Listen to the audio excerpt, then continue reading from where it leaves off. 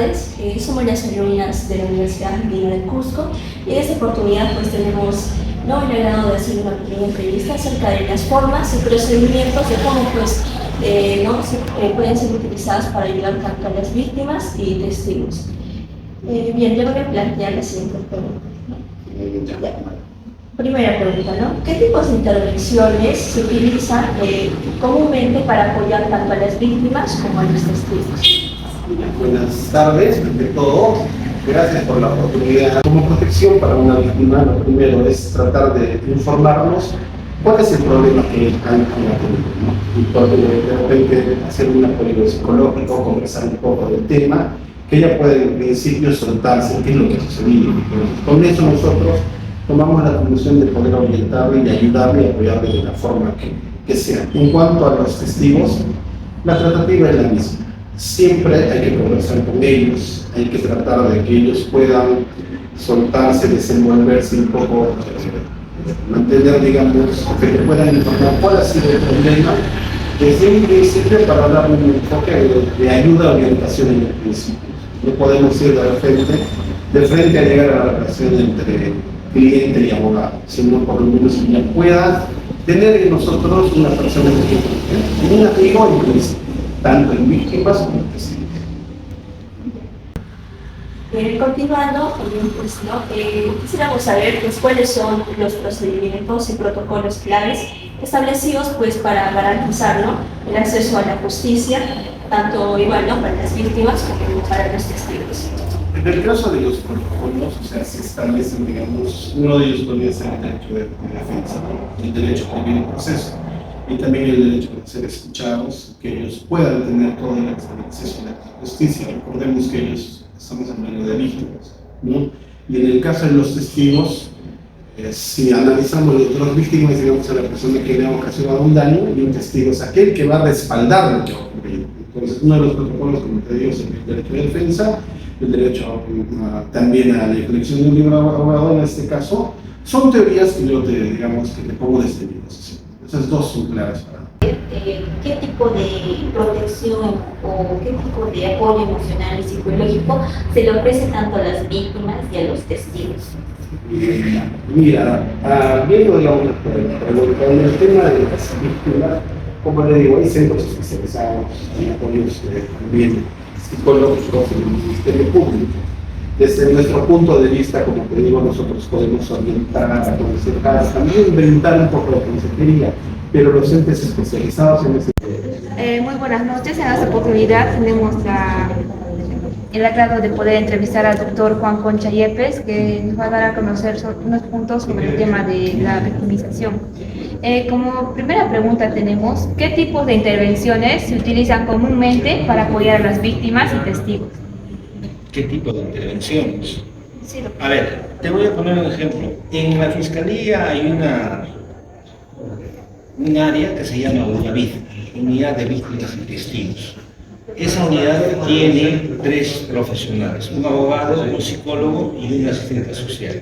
El abogado le da soporte legal, el psicólogo le da soporte emocional, le hace alcances y es fundamental su trabajo respecto de que esa víctima pueda estabilizarse, pueda estar segura, pueda estar tranquila y pueda ayudar en el esclarecimiento de los delitos que lo han victimizado. Y la asistencia social, que también tiene que ver con sus vulnerabilidades y otros factores que le puedan poner en desventaja.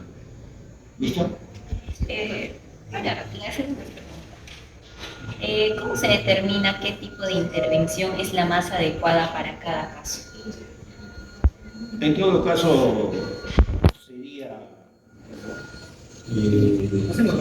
a ver, como una casuística, ¿no? Desde el punto de vista fiscal, porque el fiscal es el que toma contacto, el policía y el militar es el que toma contacto con la víctima, con el agraviado. Entonces, el fiscal, en su caso, debe buscar, digamos, primero una identificación con la víctima, con el agraviado, porque el agraviado, además de ser, es también testigo. Entonces, es un testigo que a través de los sentidos ha podido aprender, ¿no? el evento delictivo que está en su contra. En todo caso, debería aprovechar para efectos de que pueda proporcionar todos los datos posibles para efectos puede esclarecerse el delito investigado. Pues, el contacto directo con él. Son esos desafíos más comunes que enfrentan las víctimas y los testigos en el sistema de justicia. No te olvido la relegación. El fiscal le toma su declaración y se olvida de la víctima. Se acuerda, incluso el fiscal hace una defensa muy poco activa en cuanto a la acción civil, porque la acción civil es una acción distinta a la acción penal. Hablamos de la acción civil que da lugar a la reparación civil. El Código Procesal Penal habla de una legitimidad derivada del fiscal respecto de la víctima en cuanto a la acción civil. Entonces, muy pocos se preocupan incluso de demostrar esta acción civil para dar lugar a una reparación civil. Es decir, muy pocos se preocupan, por ejemplo, de obtener pruebas para que por decir, ¿no?, demostrar el daño moral, ¿no? Muy poco se hace respecto de pruebas que tengan que ver con el hecho de suspenderse, de suspenderse o en todo caso perder su trabajo. Lucro cesante se llama eso, y hay otra figura más que pero se hace poco respecto a la víctima. Se hace poco también respecto de la acción civil. Continuando, doctor, ¿cómo afectan estos desafíos la disposición de las víctimas y testigos a participar en los procesos judiciales? ¿Cómo afectan estos desafíos la disposición de las víctimas y testigos a participar en los procesos judiciales? Lamentablemente hay un factor ahí, la prolongación en el tiempo de los procesos penales, de las investigaciones. Hablemos de las investigaciones. Son investigaciones que se hacen en mucho tiempo, 1 año, 2 años. Entonces eso termina de desfavorecer e incluso relajar, o en todo caso pérdida de expectativa en cuanto a la aplicación de justicia. Lamentablemente lo largo del tiempo respecto del proceso investigatorio, la víctima incluso pierde interés. O en todo caso la justicia tampoco es confiable porque los... Buenas noches, hoy nos encontramos con el doctor Nefret Pinares Helguera, que nos va a brindar un poco de su tiempo para realizarle la entrevista. La primera pregunta es, ¿qué tipo de intervenciones utilizan comúnmente para apoyar a las víctimas y testigos? Bien, en cuanto a la primera pregunta, la que se utiliza mayormente en la realidad es la intervención directa.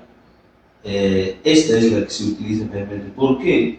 Porque cuando, por ejemplo, el abogado quiere realizar una denuncia por un delito de violación sexual o por violencia familiar, por ejemplo, ¿no?, en esos casos, lo que nosotros hacemos es solicitamos a su vez también las medidas de protección a favor de las víctimas.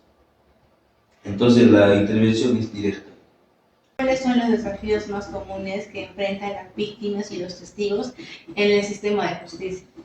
Bueno, los desafíos son en realidad las investigaciones en sí que están en trámite, ¿no?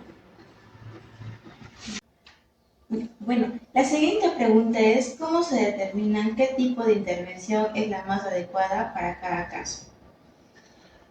La intervención más adecuada es a través del protocolo y procedimiento previo que se realiza a través de la Fiscalía, la Comisaría y el Juzgado. Por ejemplo, otorgamiento de medidas de protección a favor de las víctimas que requiere el fiscal. ¿Por qué? Porque hay ese temor de que puedan tomar represalias la otra parte, ¿no? Esa medida se afecta, ¿no?, de manera parcial, pero existe una unidad de víctimas y testigos que se encarga de garantizar que los testigos, por ejemplo, pasen a manifestar sus declaraciones, ¿no? Y entonces las principales recomendaciones que nos pueda brindar para mejorar el acceso a la justicia para las víctimas y testigos. Bien, las recomendaciones sería que tanto la Policía Nacional del Perú, el Ministerio Público y el Poder Judicial hagan un trabajo conjunto y coordinado, ¿no? Para que de esa manera se mantengan en operatividad tanto la unidad de víctimas y testigos como la unidad de psicología, ¿no? Para finalizar, ¿qué cambios en las políticas o procedimientos serían más efectivos para mejorar el sistema actual?